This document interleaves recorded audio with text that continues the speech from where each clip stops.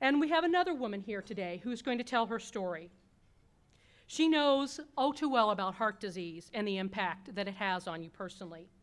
And when she's done, I'd like you to consider opening your heart to support the life-saving mission of the American Heart Disease. Thank you. Bria?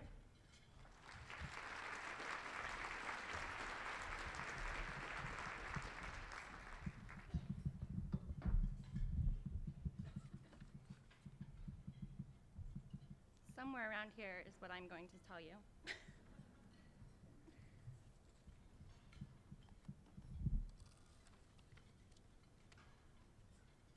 My name's Bria Carlson.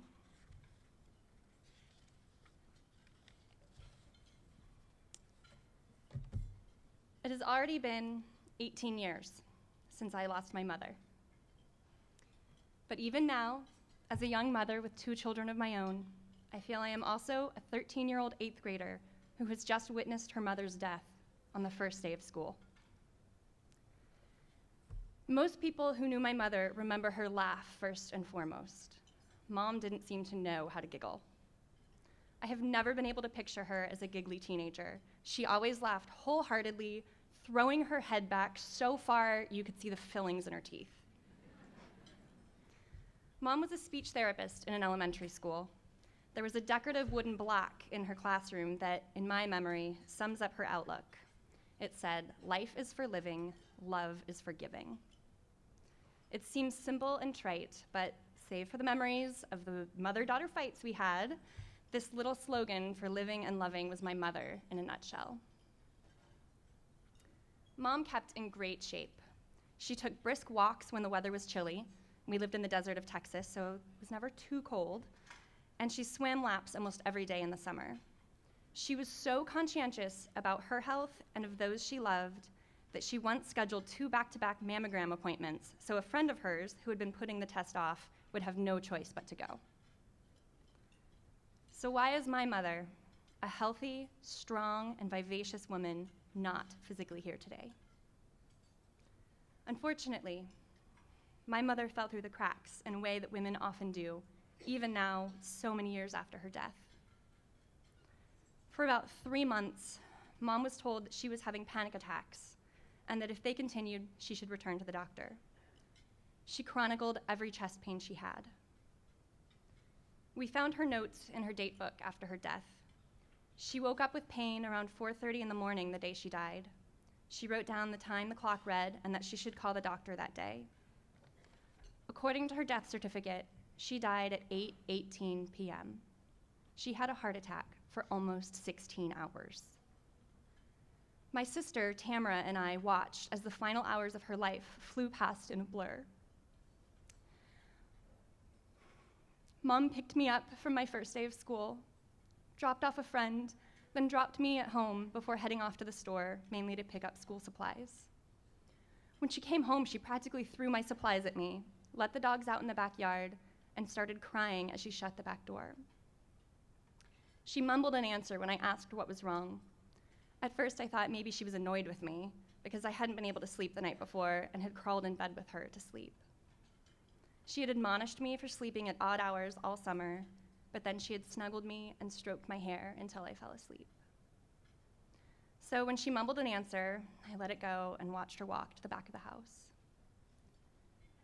The next thing I remember, Tamara was walking toward me and using a tone of voice I couldn't place. I heard something about calling the doctor. Mom followed behind Tamara, gripping her left arm as if in pain. A few minutes later, Tamara was about to take my mother to the emergency room when the doctor returned my sister's initial phone call to give us instructions. I ran and got my sister from the car before she left.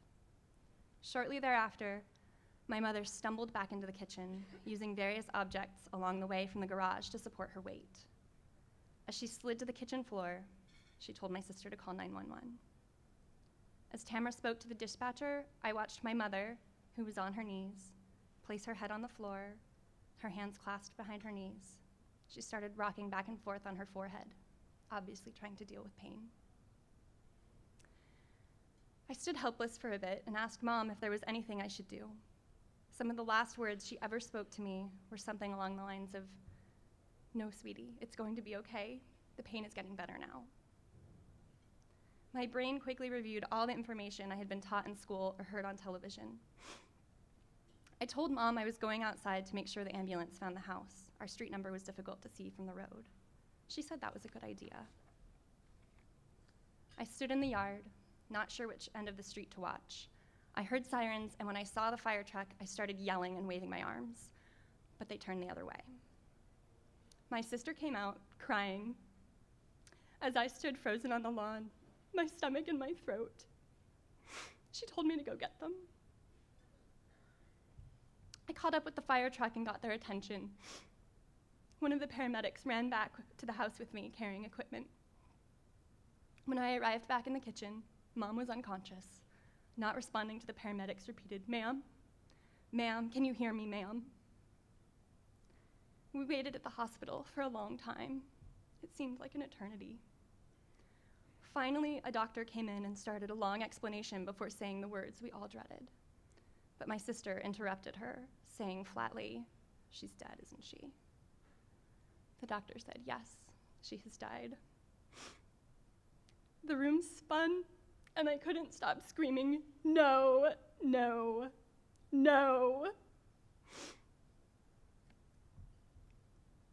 A few months ago, I found my own diaries from that pivotal time in my life.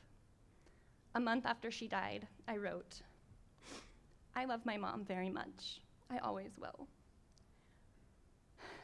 I wish she could have lived to see me go to college, or even get my braces off, or graduate from high school.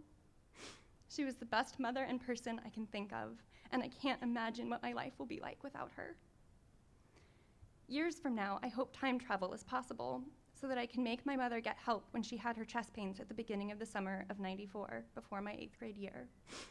Maybe it wouldn't save her, maybe it would be useless, but all I want to do now is change the past, but that can't be done, and I know that." We can't change the past, but we do have an opportunity to change the future. There are still women who need to know the risks and warning signs of heart disease. We have the ability to change their lives by sharing this message and by supporting the work of the American Heart Association and Go Red for Women. 100% of the dollars raised today will go to the American Heart Association and its Go Red for Women campaign. I'm asking everyone in this room to consider a gift of at least $250 to help us reach more women. Give a gift that will help make the difference between life and death for women in the future. Women, it could be your mom, your daughter, your sister, your friend. Together we can do this. I'd like to ask the table hosts to take the donation envelopes and pens out of the packet and hand those out to your table. As you hold that donation card in your hand, I want each of you to think about the difference you can make today by contributing to the American Heart Association. Because statistics tell us, unless we fight for change, heart disease will take the life of a woman you love. As a 13-year-old, I would have given all the money in the world to have more time with my mom, for her to see me get married, and for her to meet her grandchildren. I know some of you have the ability to give more, and you will, and some the ability for a bit less, which is okay. If you can't give $250, then please give generously at the level you can afford. The important thing is that everyone in this room invests in this cause. Your pledge can and will change the future of women's health.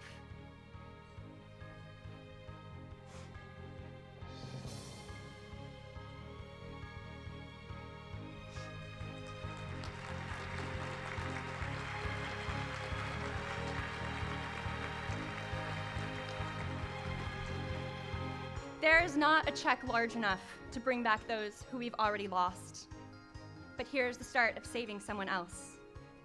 If you've finished filling out your card, please give it to your table host. A volunteer will collect cards from each table host, and you'll receive a beautiful scarf like this one. If you haven't made your donation yet, come on, get your scarf, and love your heart.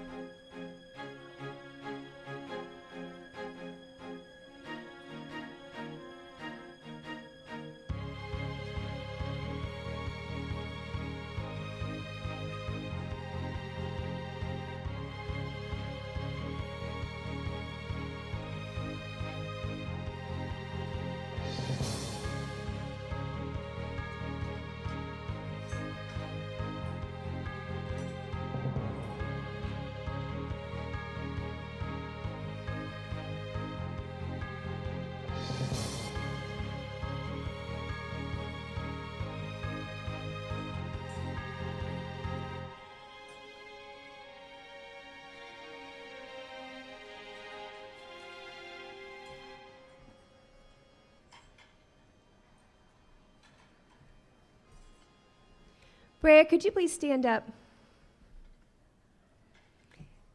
Now, would the rest of the room please stand up and give her a round of applause?